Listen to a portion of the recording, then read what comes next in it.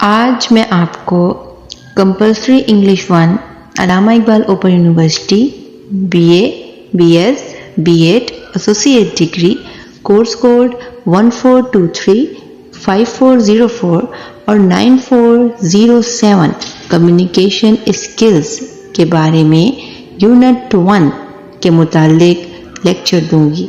सारा लेक्चर मैं आपको उर्दू में एक्सप्लेन करूंगी ताकि आपको किसी किस्म की कोई डिफ़िकल्टी ना हो, और जो एक्सरसाइज है उसके मेन पॉइंट्स मैं आपको बताऊंगी ताकि एक्टिविटीज़ करने में आपको किसी किस्म की परेशानी का सामना ना करना पड़े। तो जैसे कि आपको पता है कि अल्लामा इकबाल ओपन यूनिवर्सिटी में BA, BS, B.Ed और एसोसिएट डिग्री का इंग्लिश का पेपर बिल्कुल बुक के अकॉर्डिंग नहीं आता। बुक में आपको बता दिया जाता है कि कौन सी एक्टिविटी किस तरीके से करनी है।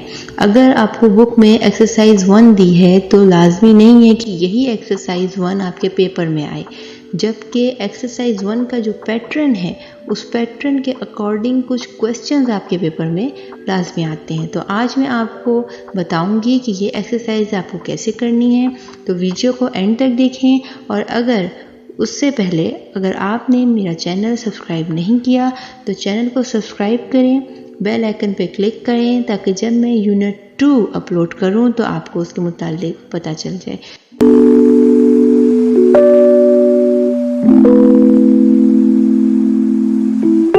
मेरी पूरी कोशिश है कि मैं आपको बेहतरीन तरीके से समझा सकूं ताकि आपका पेपर भी अच्छे हों और आपका रिज़ल्ट भी अच्छा है। तो चलें शुरू करते हैं।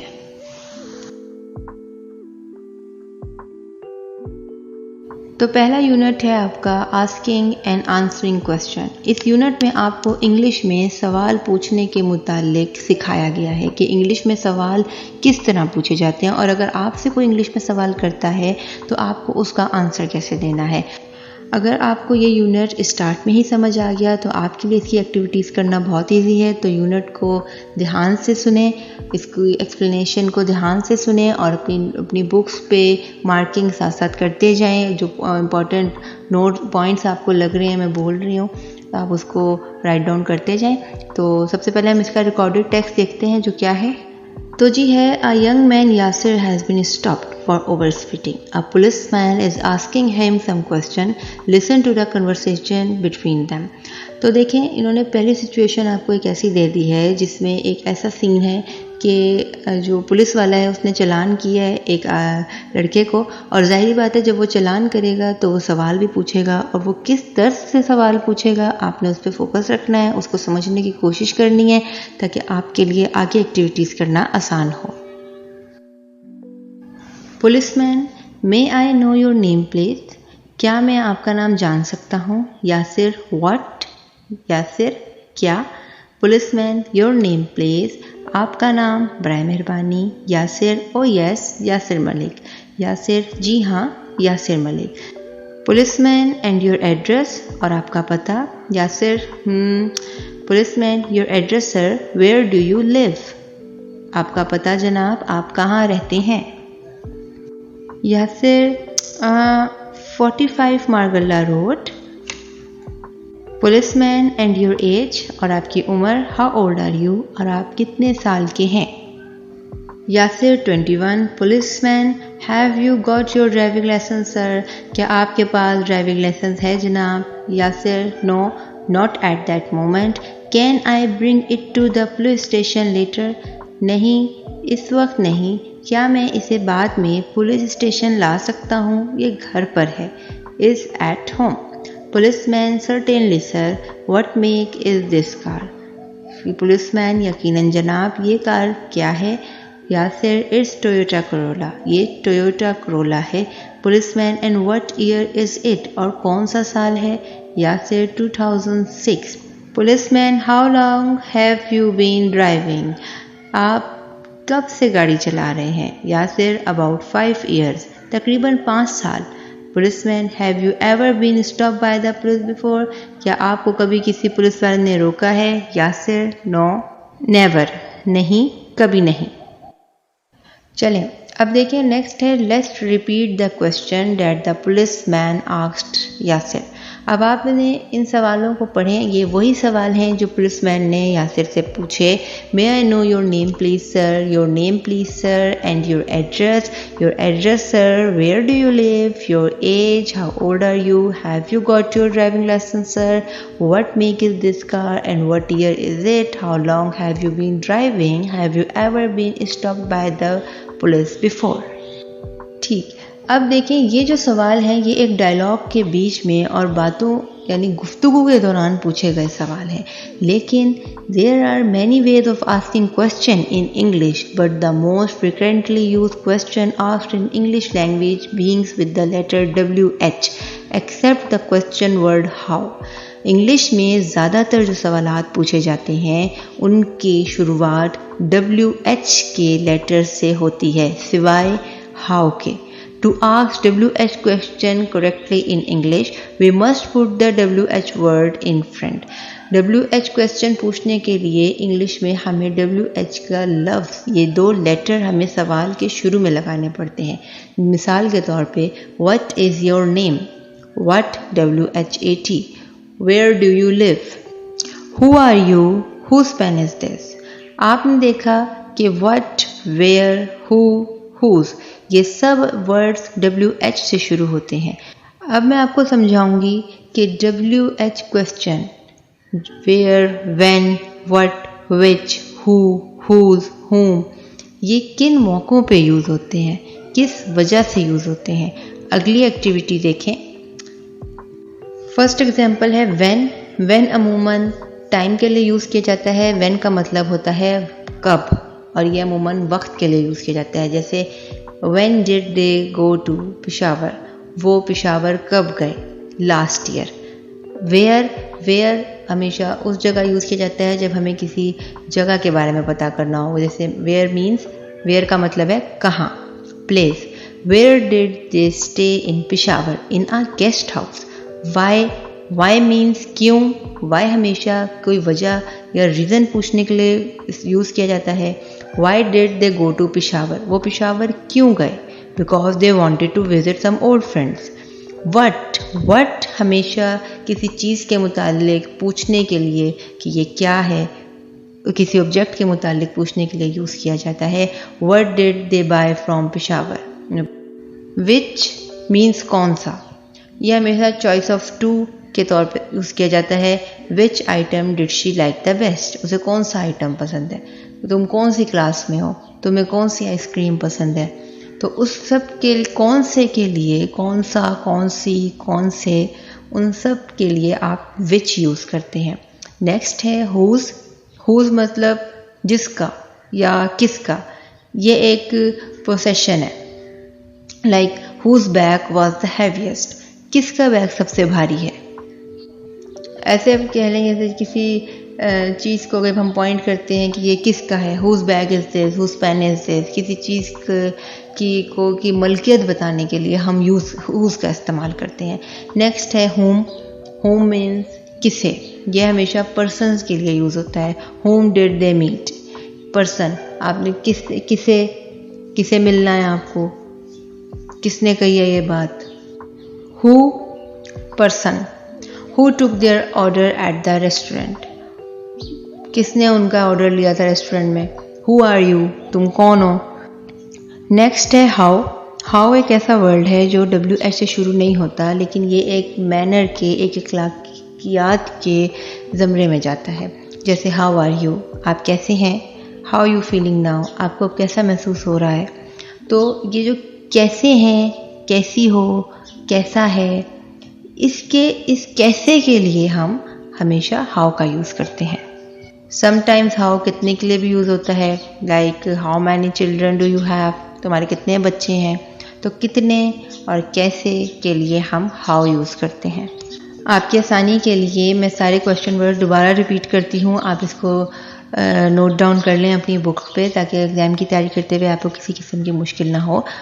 व्हाट क्या, वाई क्यों, वेयर कहाँ, व्हेन कब जब, हु कौन, whom किसे किसको, whose किसका, which कौन सा, how कैसे, how much कितना, how many कितना, हाउ फार कहाँ तक, हाउ लॉन्ग कब तक। चले जी हम आते हैं अपनी नेक्स्ट एक्सरसाइज पे जो है Mrs Siddiqui has just heard that her grandson is going to get married in a few days. She wants to know all about the girl, so she asks a lot of questions. In the column below, the question and answer are all mixed up. Can you match the question given in the correct answer in the column 2? column 1 और column 2 में ये हमारे mix करके answer भी दिए हैं और question भी दिए हैं किसके मुतालिक कि मिसेस सिद्दीकी अपने ग्रैंडसन की जो शादी हो रही है जिस लड़की से हो रही है उस लड़की के मुतालिक वो सब कुछ जानना चाहती हैं। सो उन्होंने जो क्वेश्चन पूछे हैं उनके आंसर इधर मिक्सअप हैं तो वो आपको मैच करने हैं और मुझे यकीन है कि आप कर सकते हैं। जैसे फर्स्ट वाला देखें, व्हाट्स हर नेम, मीन्स उस लड़की का नाम क्या है। फर्स्ट कॉलम 1 के फर्स्ट वाले का आंसर कॉलम 2 के एफ वाला है। सेकंड वाला देखें, वेयर डज शी लिव, वो कहाँ रहती है।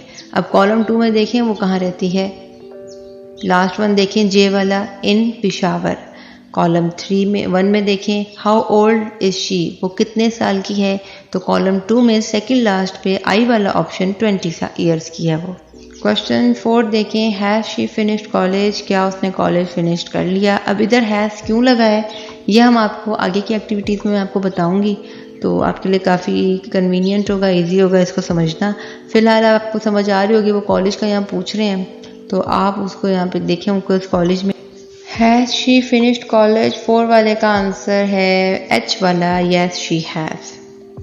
तो चलें इसकी आगे एक्सरसाइज पे जाते हैं। इसकी बाकी के जो हैं 5, 6, 7, 8, 9, 10 ये आप खुद फाइंड करें और इसको लिखें और आपके लिए काफ़ी मुश्किल नहीं होगा।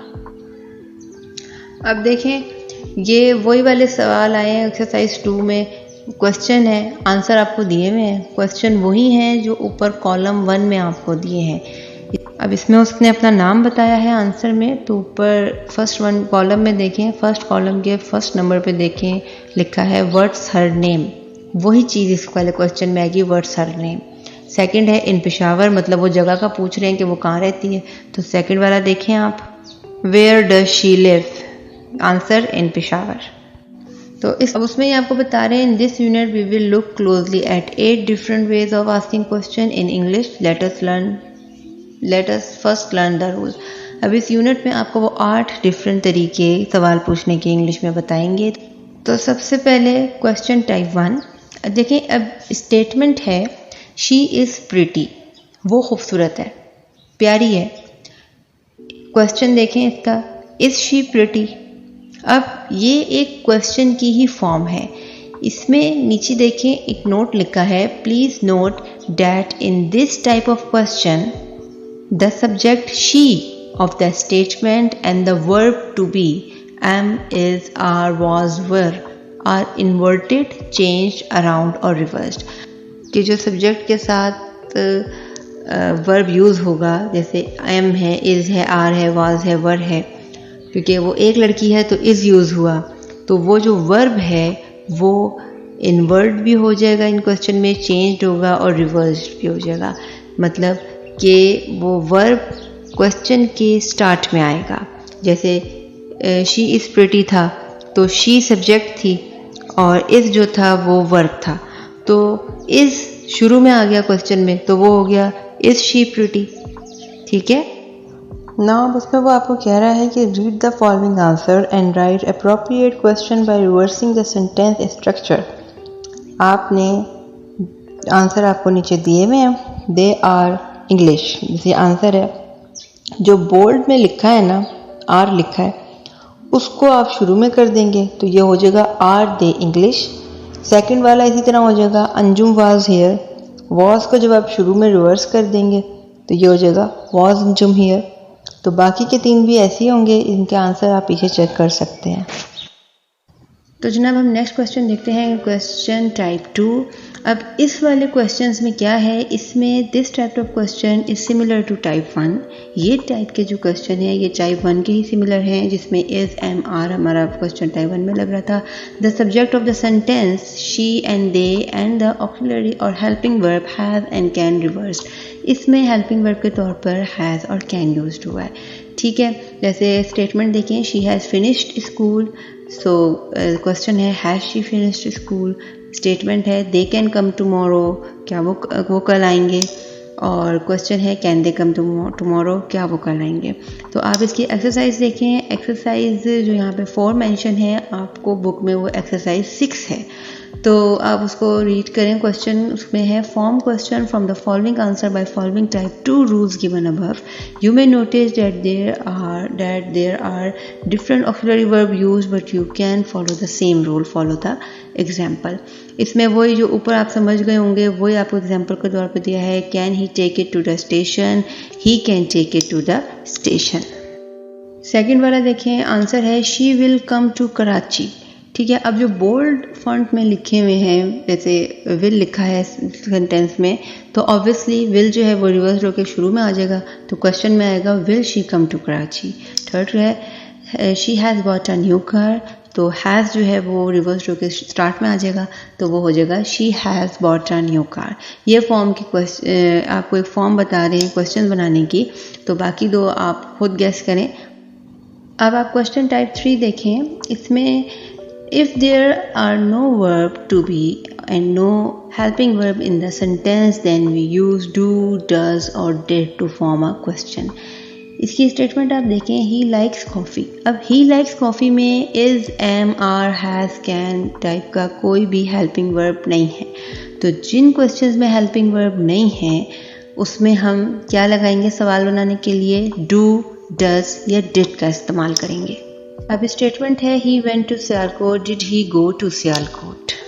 अब देखिए, अब इसमें ऊपर वेंट है, नीचे गो है, कौन सी फॉर्म लग रही है वर्ब की, इसमें अक्सर कंफ्यूजन हो जाती है। तो ये आपको मज़ीद अच्छा एक्सप्लेन करने के लिए मैं आपको बताती चलूँ कि ये आप अपनी स्क्रीन पे देख सकते हैं कि अगर आपका हेल्पिंग वर्ब या आपका सेंटेंस प्रेजेंट है, मैं ये काम कर रहा हूँ, ठीक है, तो उसमें आप डू और डज लगाएंगे। और डू और डज भी आप किन के साथ लगाएंगे, आप देखें डू आप लगा सकते हैं सब्जेक्ट में, देखें आई, यू, वी और दे के साथ, और डज आप लगाएंगे ही, शी और इट के साथ। अगर ये मौजूदा हाल में काम हो रहा है, मौजूदा हालिया जुमला है, तो आप डू और डस का इस्तेमाल करेंगे इन सब्जेक्ट के साथ। और अगर पास्ट का कोई जुमला है, जैसे मैंने ये काम किया था, मैं स्कूल गया था, तो उसमें आप डिड लगाएंगे हर सब्जेक्ट के साथ, I, you, we, they, he, she, it के साथ आप डिड लगाएंगे पास्ट सेंटेंस में। प्रेजेंट में डू और डस लगाएंगे। अब ये स्टेटमेंट देखें, they need a car. Question है do they need a car, they need a car, उन्हें गाड़ी की ज़रूरत है, तो मतलब ये हालिया जुमला है, प्रेजेंट है। तो प्रेजेंट में मैं आपको पीछे बताया है दे आएगा तो हम डू लगाएंगे, तो इसमें हम इजीली क्वेश्चन बना सकते हैं do they need a car. अब एक्सरसाइज नंबर 7 है, ये प्रिंट बुक में 5 है, आपके पास जो हार्ड कॉपी है बुक की उसमें 7 है। अब देखें, form questions from the following statement और आंसर। क्वेश्चन है डज, आंसर है शी कम फ्रॉम पेशावर।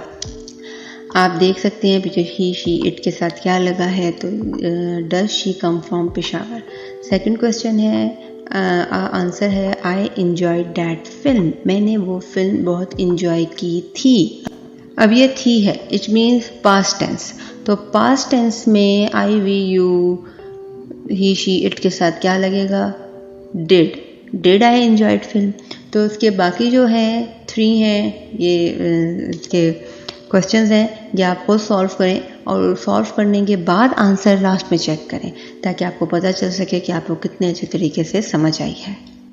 जी तो जनाब, अब मैं आपको सॉफ्ट कॉपी से नहीं बल्कि हार्ड कॉपी बुक से आपको स्टेटमेंट और क्वेश्चन समझा देती हूँ, क्योंकि बुक मुझे नहीं मिल रही थी। आप जानते हैं कि यूनिवर्सिटी की तरफ से बुक का काफ़ी इशू है, तो बहुत मुश्किल से मुझे एक बुक मिली है, तो होप आप इसे अच्छा समझ सकेंगे।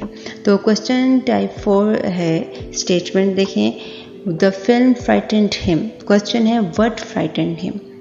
स्टेटमेंट है Jamal told me about the film. Question है who told you about the film. अब इन क्वेश्चंस में व्हाट, हु, विच, हुज और होम यूज होगा। व्हाट, विच, हु एंड और होम WH से स्टार्ट हो रहे हैं और यही इंग्लिश के सही क्वेश्चन की फॉर्म होती है। Which, what, who, whose and whom. विच मतलब कौन सा, वट मतलब क्या, हु मतलब कौन, हुज मतलब किसका एंड होम और किसको। Can be use to ask about part of the sentence other than the subject. मतलब ये मौजू के अलावा जुमले के कुछ हिस्सों के बारे में पूछने के लिए इस्तेमाल किया जाता है। ही केम लास्ट वीक, वो पिछले हफ्ते आया था। अब जाहिरी बात है स्टेटमेंट है, वो पिछले हफ्ते आया था, तो क्वेश्चन होगा वो कब आया था। When did he come? ठीक है, did और does और do का कॉन्सेप्ट मैं आपको क्वेश्चन 3 टाइप में बता चुकी हूँ, तो आप उसको वापस जाके देख सकते हैं कि यहाँ पे did क्यों लगाया। अब स्टेटमेंट है he lives in कराची, वो कराची में रहता है। ठीक है, तो यहाँ पे आया है where does he live। Statement है। एक्सरसाइज 8 देखें, form question from the following statement. Statement आपको दी हुई है the storm woke me up. अब उसके आगे आपको वर्ड भी लिखा दिया है बुक में, मीन्स के वर्ड जो है इस स्टेटमेंट का क्वेश्चन वर्ड से बनेगा, तो व्हाट वोक्स मी अप। ठीक है, स्टेटमेंट दी हुई है उज़मा रैंग मी लास्ट नाइट, उसके आगे हु लिखा है, मीन्स उज़मा की जगह हु लगेगा, who wrong me last night. तो अब इसमें देखें स्टेटमेंट है ही केम बाय बस। अब यहाँ पे वो कैसे आया इसका मतलब ये है। ठीक है, हाउ ही केम, वो कैसे आया। ठीक है, कैसे की जगह हमेशा हाउ लगता है। I draw, he bought this suit from New York, उसने ये सूट न्यूयॉर्क से खरीदा। Where he bought his suit. ठीक है, न्यूयॉर्क की। अच्छा जी, नेक्स्ट सेक्शन बी में जो है हमारे पास उन्होंने दिया है द सिंपल प्रेजेंट टेंस और द प्रेजेंट कंटिन्यूस टेंस। अब इसमें सेक्शन बी में आपको द सिंपल प्रेजेंट टेंस और द प्रेजेंट कंटिन्यूस टेंस आपको दिए हुए हैं। तो पहले तो आपको ये मैं पैराग्राफ बताती हूँ, समझाती हूँ, इसके बाद मैं आपको बताऊँगी कि आपने इसमें करना क्या है, वो भी बहुत ईजी वे में। तो the simple present tense is used to express general facts. The simple present tense is also used to express a habitual action, an event, a repeated action, a feeling and a thought. Read the following sentence carefully and understand how simple present tense is used to express different ideas. अब simple present tense जो होते हैं वो हमेशा general facts के बारे में, जो हकीकत पे मबनी मालूमात होती है उसको ज़ाहिर करते हैं। जो प्रेजेंट टेंस होते हैं वो आपके आदतों को भी ज़ाहिर करते हैं। सिंपल प्रेजेंट टेंस में आप कोई इवेंट है, कोई त्यौहार है, वो भी ज़ाहिर हो जाता है। उसमें आपकी कोई एक्शन, कोई फीलिंग या आपकी कोई सोच भी ज़ाहिर हो जाती है। ये उन्होंने आपको कुछ सेंटेंसेस दिए हुए हैं, इसको आप रीड करें। तो इसमें फर्स्ट वाला है रेक्टेंगल्स हैव 4 साइड्स। ये फैक्ट है, रेक्टेंगल्स की 4 कोने होते हैं, 4 साइड्स होती हैं। Pakistan day takes place on March 23। परदादे पाकिस्तान डे 23 मार्च को होता है। अब इसमें थर्ड है the moon circles the earth once every 28 days. ये एक फैक्ट है, हकीकत है। ठीक है, my father goes to play tennis every Saturday evening. ये एक आदत है। ठीक है, माई हैबिट है। My grand mother send me cloth each spring. ये एक रिपीटेड एक्शन है, यानी कि जो ग्रैंड मदर हैं वो हमेशा ही बाहर में कपड़े भेजती हैं। ठीक है, तो ये रिपीटेड एक्शन है, बार बार हो रहा है, भेजती हैं। I love to eat pizza, मुझे पिज़्ज़ा खाना पसंद है। ये एक एहसास है, एक फीलिंग है। The spring semester start in January every year. Spring semester जो है वो हमेशा जनवरी में स्टार्ट होता है हर साल। अब ये फैक्ट है, हकीकत भी है, रिपीटेड एक्शन, एक बार बार किए जाने वाला एक्शन भी है और ये एक इवेंट भी है। It's okay, I do sympathise with you. ठीक है, मैं तुम्हारे साथ काफ़ी हमदर्द हूँ या मुझे तुम्हारे से काफ़ी हमदर्दी है। ये एक सोच है। अब इसमें आपने एक बात नोट की होगी, ये जितने भी सेंटेंसेस आपको दिए हुए हैं ये सब हालिया सेंटेंसेस हैं। इन सब में काम हो रहा है। इसमें कहीं भी ये नहीं कि काम हुआ। मुझे पिज़्ज़ा खाना पसंद था, ये नहीं है, मुझे पिज़्ज़ा खाना पसंद है।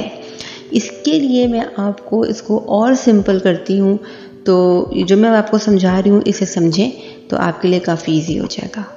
ये सिंपल टेंस समझने से पहले आपको समझना है कि हेल्पिंग वर्ब क्या होते हैं। ऑक्सिलरी वर्ब्स या हेल्पिंग वर्ब एक ही चीज़ है, जैसा कि ये अल्फाज से ज़ाहिर होते हैं, ये मदद के लिए इस्तेमाल होते हैं। ये तो आप जानते ही होंगे कि इंग्लिश में कोई भी जुमला वर्ब के बगैर नहीं बन सकता, क्योंकि वर्ब हमें जुमले का टेंस बताते हैं और टेंस के बगैर कोई जुमला नहीं बनता। इंग्लिश में टेंस का इजहार एक लफ्ज़ वाले वर्ब से ही होता है जो सिंपल प्रेजेंट टेंस में और सिंपल पास्ट टेंस में हो। सिंपल प्रेजेंट टेंस में मिसाल के तौर पर एक जुमला है, मैं क्रिकेट खेलता हूँ, तो इसकी इंग्लिश है I play cricket.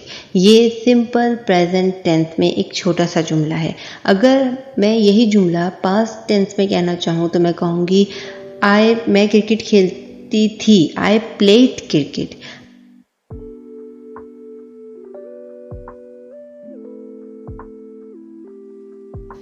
Helping verb कहाँ इस्तेमाल होते हैं? सिंपल प्रेजेंट और सिंपल पास्ट टेंस के अलावा दीगर तमाम टेंसेस के इजहार के लिए इस्तेमाल होते हैं। इंटेरोगेटिव और नेगेटिव सेंटेंसेस बनाने के लिए भी ये मदद देते हैं। उर्दू में जिन जुमलों के आखिर में ता है, ती है, ते हैं लगता है, वो प्रेजेंट इंडेफिनिट के जुमले होते हैं, मतलब कि प्रेजेंट सिंपल प्रेजेंट टेंस भी उनको कहा जाता है। जैसे कि वो भागता है, मैं लिखता हूँ, हम खेलते हैं।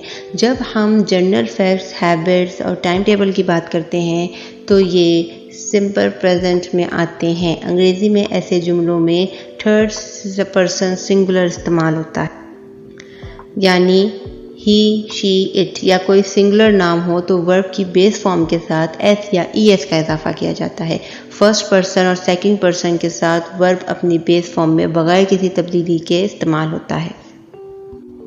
अब देखें, जैसे एग्जाम्पल है, वो बाज़ार जाती है, she goes to market, E S का इजाफा हमने किया। वो एक ख़त लिखता है, ही राइट्स अ लेटर, ये रोशनाई फैलाती है, इट स्प्रेड्स इंक। वो एक ख़त लिखता है, he writes a letter.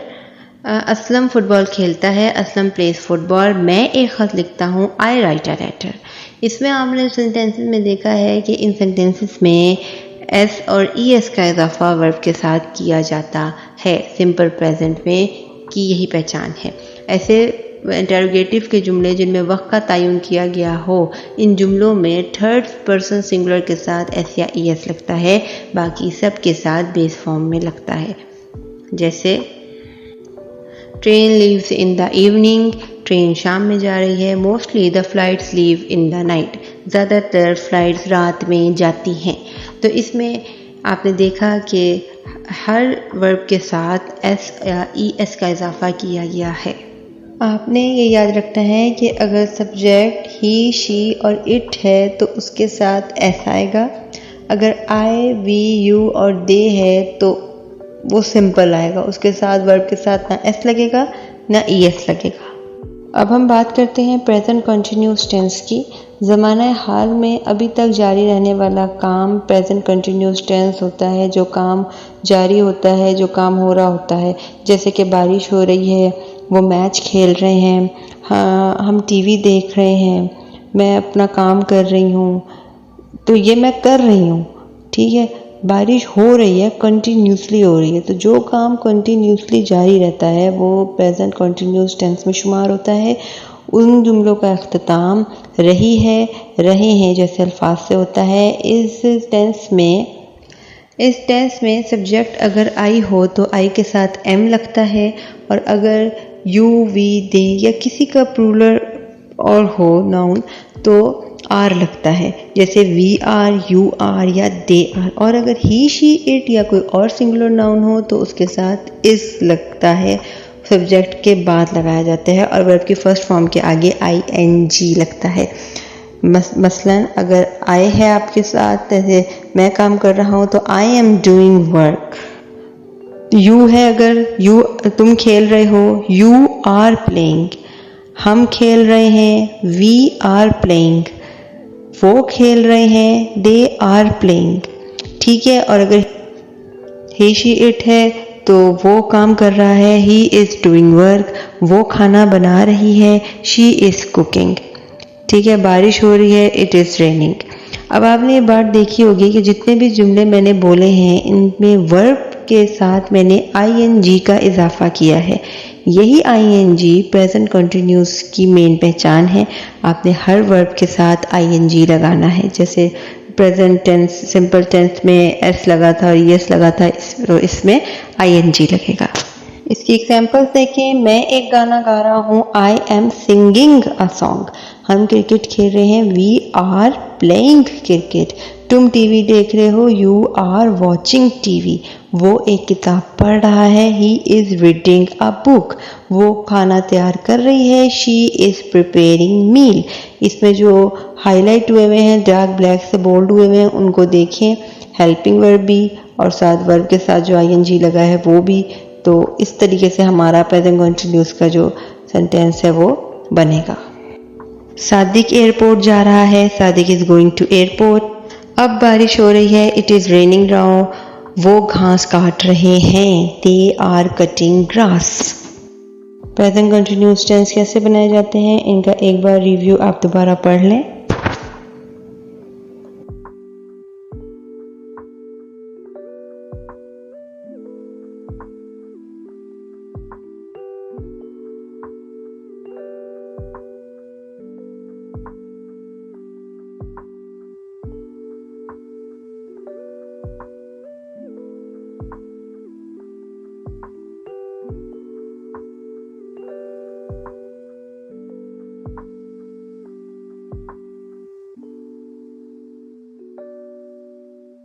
Present continuous में नेगेटिव सेंटेंसेस बनाना नहायत आसान है। सेंटेंस के इज एम आर वर्ब और मेन वर्ब के दरमियान सिर्फ नॉट आपने लगाना है। NOT नॉट का इजाफा करने से इस टेंस में नेगेटिव जुमले यानी मनफी जुमले का तासुर आ जाता है। अब पहले दिखाई मिसालों को नेगेटिव सेंटेंस इस तरह बनेंगे। मैं एक करीबी गांव में नहीं रह रहा हूँ, I am not residing in a nearby town। हम खाना नहीं खा रहे हैं, we are not eating meal।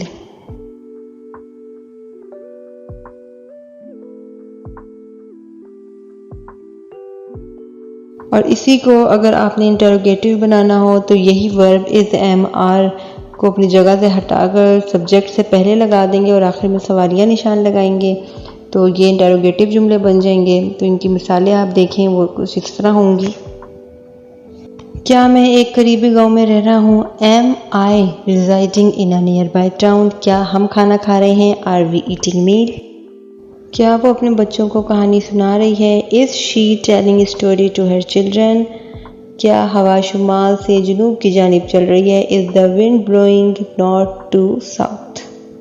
अब ये देखें वर्कशीट है, choose the correct simple present tense verb. अब प्रेजेंट सिंपल में मैंने सिंपल प्रेजेंट में मैंने आपको बताया था एस और यस लगता है, तो ये फर्स्ट वाला है I dash in a bank. 3 options हैं, इनमें से कौन सी करेक्ट होगी, वर्क, वर्क्स या वर्क्स। आई है पहला वर्ड देखें तो ऑब्वियसली इसके साथ सेकंड ऑप्शन लगेगी, आई वर्क्स इन अ बैंक। अच्छा अब लास्ट वाला देखें, it dash almost every next day in Bhurban. अब क्या वो है, रेन या रेन्स, तो ऑब्वियसली रेन्स हैं। इनकी ये बाकी एक्सरसाइज हैं, ये आप खुद करें, इसी में से देख के करें ताकि आपको समझ आ जाए। और आप अपना प्रेजेंट कंटिन्यूस की भी एक एग्जांपल देख लेते हैं, they dash to some music on the radio. अब इसमें क्या आएगा, they are listening to some music, they listening to some music या they listen। obviously they है तो उसके साथ आर हेल्पिंग वर्ब आएगा और फिर listening इसलिए आएगा क्योंकि वर्ब के साथ ing लगेगा, तो ये बनेगा they are listening। अच्छा जी, जो दूसरी अब हमारे एक्टिविटीज़ आ रही हैं वो है रीडिंग से related, guess the meaning of words. अब इसमें हमें ये बताया गया है कि many learners of English get worried और confused when they come across a difficult word. They want their teacher to translate और explain every word they do not know और they look up for meaning of every unknown word in a dictionary. बहुत से अल्फाज dictionary में ऐसे होते हैं जिनका लफ्ज़ हमें नहीं पता होता, और उसी वर्ड को हम चाहते हैं कि हमारा टीचर बार बार एक्सप्लेन करे, या फिर हम उस वर्ड का मतलब जानने के लिए डिक्शनरी में जाते हैं। और जब कोई ऐसा वर्ड किसी पैराग्राफ में आ जाता है एग्ज़ाम्स में, या किसी क्वेश्चन में आ जाता है, तो हम कंफ्यूज हो जाते हैं और हम वो क्वेश्चन या वो पैराग्राफ को गलत कर आते हैं, रॉन्ग लिख देते हैं, या फिर हम उसको चॉइस पे छोड़ देते हैं। तो इसमें आपको ये बताया जाएगा कि आप वर्ड्स के मीनिंग मुश्किल कैसे गैस कर सकते हैं। तो इसकी कुछ एक्टिविटीज़ है, आइए वो एक्टिविटीज़ देखते हैं। अगर आपने किसी डिफ़िकल्ट वर्ड का मीनिंग जानना है तो सबसे पहले अपने आप से 2 सवालात पूछें। पहला ये कि क्या मुझे इस लफ्ज़ के मायने जानने की ज़रूरत है। अगर ज़रूरत नहीं है तो आप अपनी रीडिंग कंटिन्यू रख सकते हैं और लफ्ज़ को नज़रअंदाज कर सकते हैं। इस सवाल का जवाब देने के लिए आपको ये यकीनी बनाना होगा कि आपके पढ़ने का कोई वाज़ेह मकसद है। दूसरा सवाल जो आपको पूछने की ज़रूरत है वो ये है कि क्या अप्रॉक्सीमेट आइडिया जो होता है, तखमीनी मायने काफ़ी है। अगर नहीं तो फिर आप डिक्शनरी में लफ्ज़ तलाश करने की आपको ज़रूरत पड़ेगी।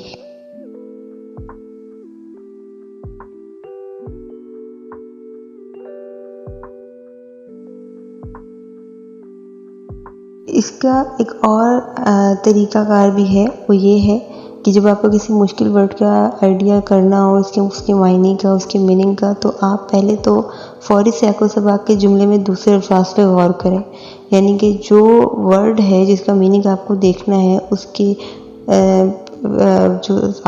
जो आगे और पीछे वर्ड्स हैं जो आप पढ़ते आ रहे हैं, उनको पहले दोबारा देखें और उस लाइन को सोचें कि वो क्या बताने की आपको कोशिश कर रहा है। दूसरा, वसी तनाजुर पैराग्राफ में दीगर जुमले भी ढूंढें, मतलब दूसरे सेंटेंस को पैराग्राफ में देखें, उन सेंटेंसेस को पढ़ें, तो उससे आपको आइडिया हो जाएगा कि आपका जो वर्ड है डिफ़िकल्ट, वो उसमें आपको क्या बताना चाह रहा है, उस वर्ड का मीनिंग क्या है। अब मिसाल के तौर पे आपके पास एक लफ्ज़ है डिसएडवांटेजेस।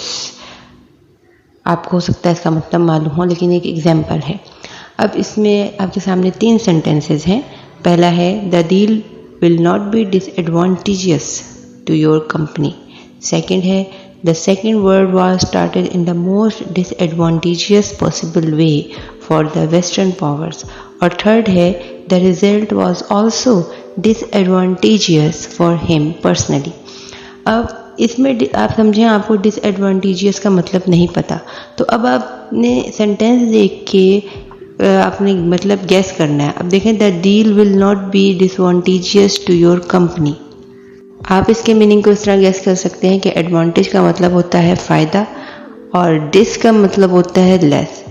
तो सेंटेंसेस को 3 बार रिपीट कर करके पढ़ें, तो डिसएडवांटेजियस का मतलब भी आपको आस्ते आस्ते समझ आ जाना चाहिए, जो आपके लिए हो सकता है बने बैड, बुरा। डिसएडवांटेजियस नुकसानदा या बुरा, तो आप उसका मीनिंग में बैड लिख सकते हैं।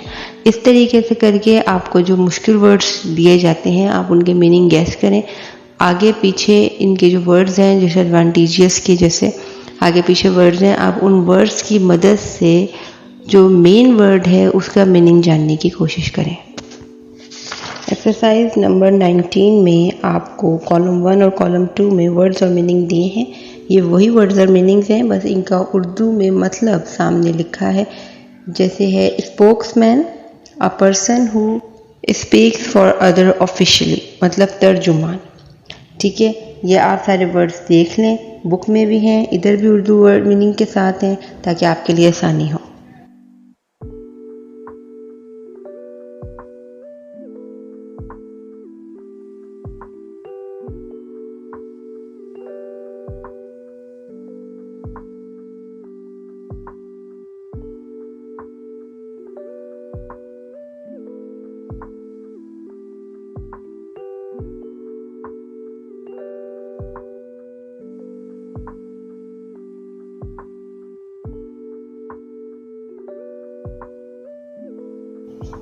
दूसरी एक्सरसाइज देखें, writing connected sentences. Sentences in English are simple, compound और कॉम्प्लेक्स और compound complex. This section explain and give you practice in understanding 3 kinds of sentence and these are. अब हमने समझना है राइटिंग कनेक्टेड सेंटेंसेस, उन अल्फाज के बारे में जो जुमले को एक दूसरे से जोड़ते हैं। इनके 3 एग्जाम हैं, the simple sentence, the compound sentence and the complex sentence. ठीक है, सबसे पहले हम सिंपल सेंटेंस को देखते हैं। अ simple sentence has a single subject plus verb combination. एक सिंपल सेंटेंस में एक सब्जेक्ट होता है काम करने वाला और प्लस वर्ब कॉम्बिनेशन होता है, यानी जो काम किया गया होता है। मिसाल के तौर पे अब देखें, सिंपल सेंटेंस में सब्जेक्ट है चिल्ड्रन, वर्ब है प्ले, सब्जेक्ट है गेम, वर्ब है एंडेड। अ सिंपल सेंटेंस में have more than one subject. Simple sentence एक सादा जुमला एक से ज़्यादा सब्जेक्ट पर भी मुश्तमिल हो सकता है। जैसे आप देख सकते हैं, 2 subject wind and heat, verb है ड्राइड द क्लॉथ। ठीक है, the simple sentence can also have more than one verb. Simple sentence एक से ज़्यादा वर्ब पे भी मुश्तमिल हो सकता है। जैसे सब्जेक्ट है द चिल्ड्रन, तो 2 वर्ब्स होंगे smiled and waived at us, कि वो हंस रहे हैं, उन्होंने स्माइल की और हमें वेव किया, ये 2 काम किए उन्होंने। अब हम इधर आपको कंपाउंड सेंटेंस के बारे में बताते हैं। कंपाउंड सेंटेंस को मरकब जुमला कहा जाता है। मरकब जुमला एक जुमला होता है, यानी कंपाउंड सेंटेंस एक जुमला होता है जिसमें कम से कम 2 आज़ाद शिकें होती हैं जो एक दूसरे से या तो सेमीकोलन या कॉमे के साथ जुड़ी होती हैं, जिसके बाद कोऑर्डिनेटिंग कनेक्शन होता है। कोऑर्डिनेटिंग कनेक्शन मीन्स जो आपके पास प्रॉपर जॉइनिंग कोऑर्डिनेटिंग कनेक्शन के मतलब आपको उसके बाद जॉइनिंग सेंटेंस आपका बन जाता है। अब ये कुछ एग्जांपल्स देखें। द रेन इंक्रीज्ड, कॉमा लगा हुआ है, कॉमे का sign, so the officials cancelled the game. अब इसमें जॉइनिंग यानी कंपाउंड सेंटेंस क्या है, कॉमे के बाद सो मतलब बारिश बढ़ गई थी तो ऑफिशियल्स ने गेम कैंसिल कर दिया। अब ये जो सो लगा है मतलब तो इसने हमारे दोनों सेंटेंसेस को, पहला था द रेन इंक्रीज, दूसरा था the official cancel the game, इनको ज्वाइन करने में हमारी हेल्प की। नेक्स्ट वाला देखें। Mother wanted to go shopping, comma but father refuse to take her. माँ ने शॉपिंग पे जाना है, कॉमा लेकिन बट आया, लेकिन जो सेंटेंस को ज्वाइन किया जो है वो फादर ने इनकार कर दिया ले जाने से। तो इनको मज़ीद आप इस तरह समझ सकते हैं कि आपके सामने स्क्रीन पर जो रेड कलर में लिखा है वो है ज्वाइनिंग वर्ड्स, उसके आगे ग्रीन में उनके फंक्शंस हैं और उसके आगे ब्लू में उनकी एग्जांपल्स हैं। तो फर्स्ट वर्ड देखें, ज्वाइनिंग में वर्ड्स में जो लिखा है वो है एंड। इसका फंक्शन क्या होता है, इसका काम क्या होता है, जॉइंस 2 सिमिलर आइडियाज़ टुगेदर। एक जैसी बातों को ज्वाइन करना, एक जैसी बातों को इकट्ठा करने के लिए हम हमेशा एंड का इस्तेमाल करते हैं। अब एग्जांपल देखें। He lives in Lahore and he studies at LUMS. वो लाहौर में रहता है और वो लम्स में स्टडी कर रहा है। दूसरा वाला देखें है बट कब इसमें यूज़ होता है, जब हमें टू जॉइंस 2 कॉन्ट्रास्टिंग आइडिया, जब हमें 2 अलग अलग मतलब 2 मुतज़ाद ख़यालात को ज्वाइन करना होता है। एक एग्जांपल देखें। John is Canadian but Sally is British. John जो है वो कैनेडियन है लेकिन सैली जो है वो ब्रिटिश है। ठीक है, अब ये 2 जो हैं वो अलग अलग हमारे सेंटेंसेस को ज्वाइन करने के लिए हमने बट का इस्तेमाल किया। थर्ड वन इज़ और। अब join 2 alternative ideas. Join 2 alternative ideas मतलब जो हमने वो वाले आइडियाज़ को उन आइडियाज़ को इकट्ठा करने के लिए हम और इस्तेमाल करते हैं जो एक जैसे ही होते हैं, जो उसका मुतबादिल होते हैं, एक सेंटेंस का रिप्लेस होते हैं। ठीक है, जैसे कि I could cook some dinner, और we could order a pizza. मैं खाना बनाऊं या हम पिज़्ज़ा ऑर्डर कर दें, मतलब डिनर करना ही है, लेकिन अगर या तो बनाना है या ऑर्डर करना है। ठीक है, तो ऐसे सेंटेंसेस में हम और यूज़ करते हैं। Fourth one is show that the second idea is the result of the first. So मतलब तो उसमें यही बताया जाता है जो सेकंड आइडिया है हमारा, सेकंड वाले जो हमारी बात है वो हमारे पहले वाली बात का ही नतीजा है। एग्जाम्पल देखें, शी वॉज सिक, वो बीमार है, so she went to the doctor, इसलिए वो डॉक्टर के पास गई। इनको मज़ीद उर्दू में समझने के लिए आप अपनी स्क्रीन पे देख सकते हैं, आप इसको यहाँ से रीड कर लें और इसको आप याद भी कर सकते हैं।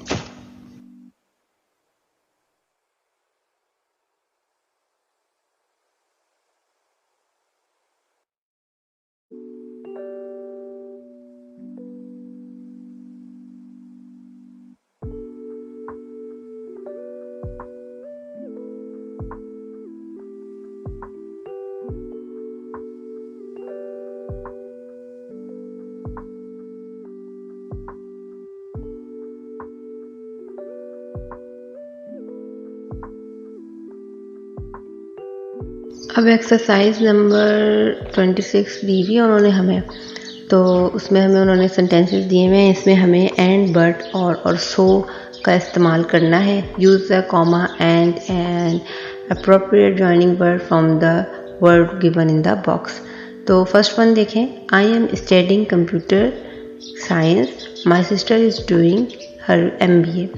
मैं स्टडी कर रही हूँ कंप्यूटर साइंस। अब यहाँ पे अगर हम एंड लगाएंगे तो वो जो एंड यूज़ होता है जॉइनिंग दो जैसे एक सेम जैसे आइडिया को यूज़ करने के लिए, ये इसका उलट है। तो हम क्या लगाएंगे, बट मैं कंप्यूटर साइंस पढ़ रही हूँ, but my sister is doing her MBA। Second one देखें, the children started hitting each other, I made them go outside and play.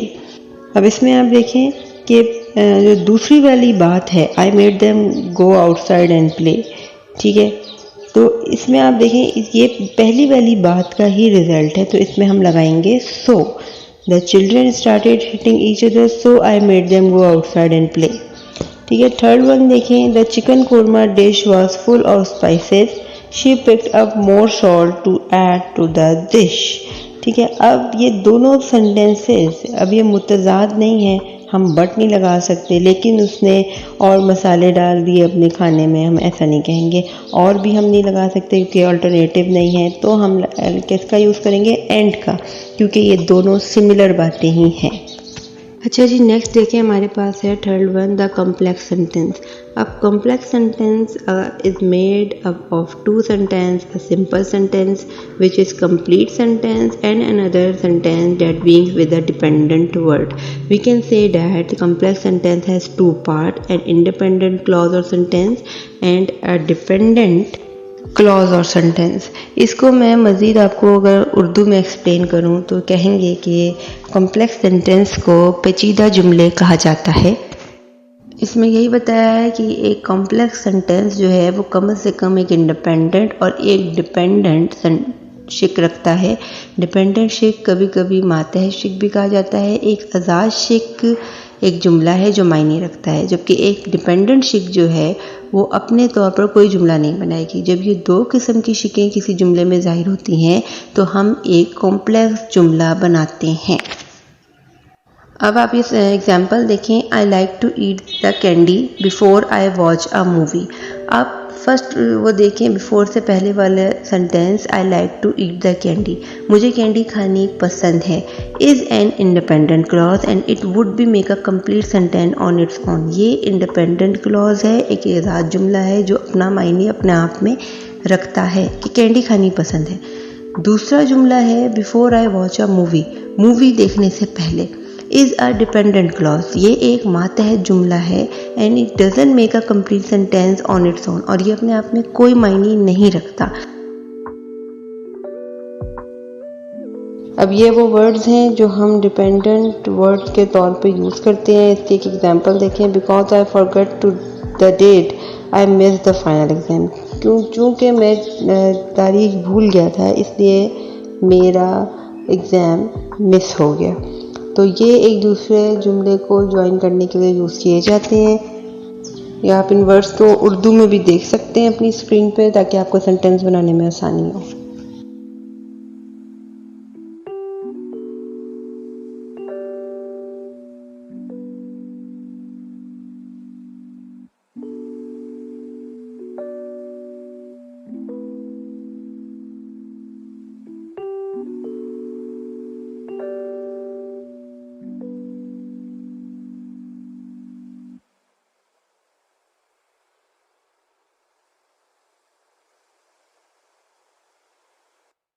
अब सेक्शन ई है लिसनिंग, अंडरस्टैंडिंग डायरेक्शंस, मतलब कि रास्ता बताना। अगर हमने किसी को इंग्लिश में रास्ता बताना है या फिर वो हमें इंग्लिश में रास्ता बता रहा है तो हमें उसे कैसे समझना है, इस सेक्शन में यही बताया गया है। When we are visiting a different city, we normally face problems finding places where we want to go. So what do? We usually ask people who live and know that city to help us find places we want to visit. जब हम किसी different शहर में जाते हैं तो हमें बहुत सी प्रॉब्लम फेस करने को मिलती हैं क्योंकि हमें वहाँ पे जगह का अंदाज़ा नहीं होता। इसलिए हम क्या करते हैं, हम वहाँ पे रहने वाले मकामी लोगों से पूछते हैं मदद के तौर पे कि वो जगह कहाँ है जहाँ पे हमने जाना है। ठीक है। If we are in a foreign country, अगर हम बाहर के मुल्क में हैं, and we have problems reaching somewhere, we need to ask a local person to tell us how to get to a certain place. It is in this situation that we face problems understanding or following directions given to us in English language by an English speaking person or a native English speaker. अब उसमें हमें यही कह रहा है कि जब हम किसी बाहर के मुल्क में जाएं तो हमें जो है वहाँ के मकामी लोगों से पूछेंगे कि जहाँ हम जो जगह पे हमने जाना है, जो प्लेस हमने विज़िट करना है वो कहाँ है, तो वो हमें इंग्लिश लैंग्वेज में ही बताएंगे। तो हमें भी उनको इंग्लिश में ही उनसे पूछना होगा। तो इस सेक्शन में जो है हमें ये बताया गया है to help you to understand direction giving in English language. There are many different ways of asking for direction and these are, बहुत से different ways होते हैं रास्ता पूछने के लिए, डायरेक्शन पूछने के लिए, जिनमें से जो हैं Can you tell me the way to? Can you please tell me how to get to? I wonder if you could help me. I am looking for. इसमें आप देखें Can you tell me the way to? क्या आप मुझे रास्ता बता सकते हैं? Can you please tell me how to get to? क्या आप मुझे बता सकते हैं कि कैसे जाना है? I wonder if you could help me. I am looking for. मुझे बहुत हैरत है, मुझे हैरानगी है क्या आप मेरी मदद कर सकते हैं? मैं ढूंढ रहा हूँ। अच्छा जी, ये तो था आस्किंग डायरेक्शन, रास्ता पूछने का तरीका। अब है वाइल गिविंग डायरेक्शन। अगर आप किसी को रास्ता बता रहे हैं इंग्लिश में तो आप कौन से एक्सप्रेशंस यूज़ करेंगे? Go up, down, go across the street, turn right, left, go along the street, it will take you about 10 minutes to get there, it's only a 2-minute walk. तो जी ये बहुत ही simple से लिखी है giving directions में, ये तो आपको समझ आ ही गए होंगे। तो इस तरीके से आप किसी से रास्ता पूछ सकते हैं और किसी को रास्ता बता भी सकते हैं। अब इसमें नेक्स्ट देखें, एक्सरसाइज नंबर 29 है कि इसमें एक आपको पैरा दिया है, तो उस पैरे में आपको कहा गया है कि as you listen trace the route with the pencil and see if you can follow the understand. अभी आपको समझाने के लिए दिया है, आप इसको ट्राई करें। चलें इसे देख ही लेते हैं। ये फर्स्ट देखें, सऊद मुस्तफ़ा यार, I have to go to the Aga super store at Clifton, I really don't know how to reach there, can you please help me find the place. अब ये उसने आस्क किया, जो अंडरलाइन हुआ है, can you please help me find the place. ठीक है, रास्ता पूछा। अब Mustafa, well of course let me see, मैं देखता हूँ। ठीक है, ये डायरेक्शन नहीं है, डायरेक्शन अभी आगे आएगी। Okay, at that moment we are at the Sen rest house. Okay, अब ये देखें उसे रास्ता वो समझा रहा है। First turn right towards Kahkashan, go down towards block 7, keep moving until you reach a T junction of Uzma Arcade. Take the first right, turn again, move a bit straight, and just behind Uzma Arcade is the Agha Superstore. Did you understand? Saud, well, I guess so. Let me see if I can find it without much problem. अभी जो second last paragraph है मुस्तफ़ा वाला, इसमें आप देखें कि इसमें उसने मुसलसल डायरेक्शंस बताई हैं और किस तरीके से बताई हैं, ज़्यादा मुश्किल नहीं है, ये आपको समझ आई गई होंगी। इसको दोबारा रीड करें और ताकि आपको 2-3 दफ़ा रीड करें ताकि आपको समझ आ जाए।